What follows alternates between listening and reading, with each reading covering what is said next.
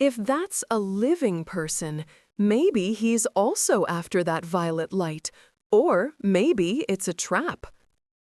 In the days Zhu Qing had spent in this ruined city, he had come to deeply understand what happened when the god's aura infected living beings. It turned them into mutant beasts. They became incomparably vicious and profoundly strong. However, perhaps because this area hadn't fully transformed, most of the mutant beasts spent daylight hours sleeping. The only exception was if they were disturbed, such as when he went to get that jade slip. Normally speaking, as long as you were careful, you didn't have to worry about them. Truth be told, Zhu Qing was learier of living people than the mutant beasts.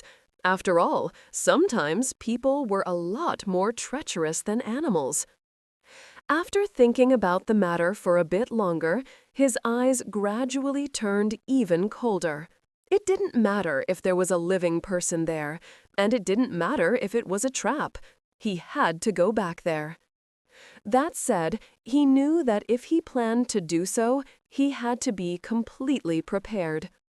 With such thoughts on his mind, he looked at the bamboo slip in his hand. He had been training for days now using the slip, and it had done a lot more for him than improve his stamina and confidence. It had firmly fixed the cultivation technique into his mind and also provided him with some general information about cultivation. Cultivation had a history that went back into ancient times, before the arrival of the broken face of the god. Although some things had changed since the old days, the system was mostly as it had always been. It was broken into qi condensation, foundation establishment, gold core, and nascent soul. Whatever was after nascent soul, it was too advanced, and the bamboo slip didn't talk about it. However, the slip did explain how difficult cultivation was for cultivators. The god's aura tainted spirit power. To living beings, that taint was the same as a deadly poison. At some point in the past, people took to calling the god's aura mutagen. Shu King wasn't sure about the details. He just knew that whenever he practiced cultivation, he felt very cold, and that was probably because his spirit power was infected with mutagen. When enough mutagen built up inside a cultivator's body, they would experience mutation. In some cases, they would explode in a cloud of blood. Other times, they would transform into mindless beasts. When the god's eyes opened to look at an area, the mutagen there would instantly become more concentrated. In turn, that would accelerate the mutations. Cultivation was inherently dangerous, but avoiding it wasn't possible. Shu King lived on the world of Armageddon, which was infected by the aura of the god, a world in which the lifespan of humans had a limit, and disease was rampant. Living here was like living in the 9 serenities. One of them was a massive continent called Revered Ancient. It was considered the mainland of the world. That was where humans originated, and though it was also infected by the aura of the god, they had apparently discovered a way to cleanse themselves of it. That said, whatever the method was, it couldn't be widely practiced. Only very important people could use it. For ordinary cultivators, it was just a dream. And as for the endless numbers of rogue cultivators, they didn't have a chance at all.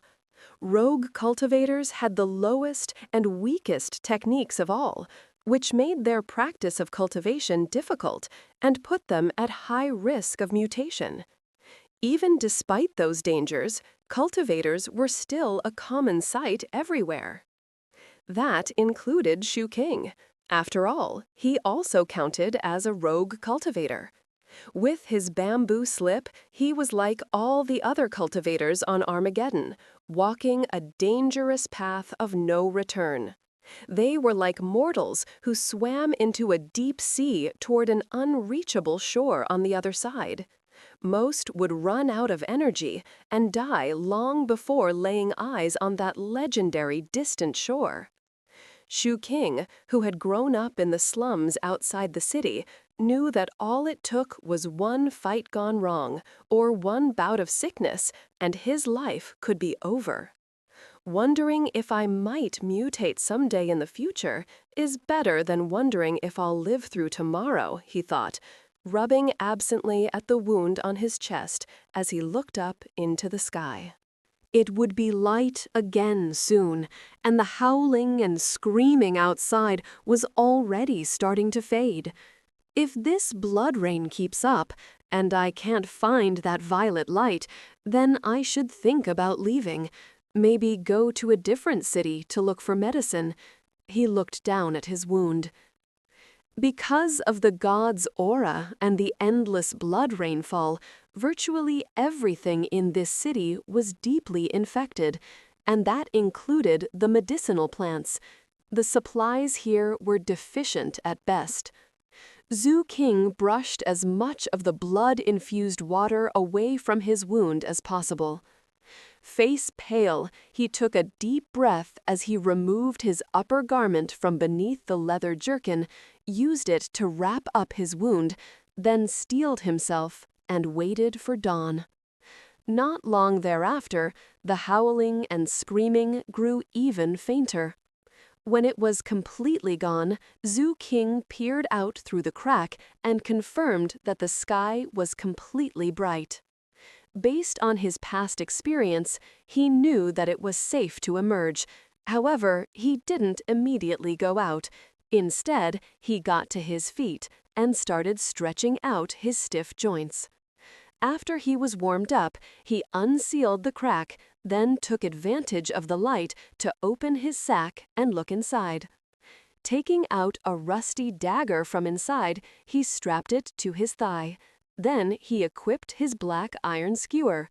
Finally, he pulled out a severed snake head, which was carefully wrapped up in a cloth. After opening the cloth to inspect it, he put it back in the pouch. Although birds would occasionally get caught in the blood rain, for the most part, they were instinctively capable of finding safe places to stay. For example, the cave Su Qing had been staying in was a place he'd found when tracking down some birds. Truth be told, places like that weren't completely safe. However, the Grus and mutant beasts tended to overlook them for some unusual reason. Actually, it was only one of two noteworthy locations he'd identified. The second was the city magistrate's manor. Right now, he ignored the birds, forgot about the manor, and headed toward the spot from yesterday. As he got closer, he decided not to simply approach directly, but instead to circle around a hill that overlooked the area.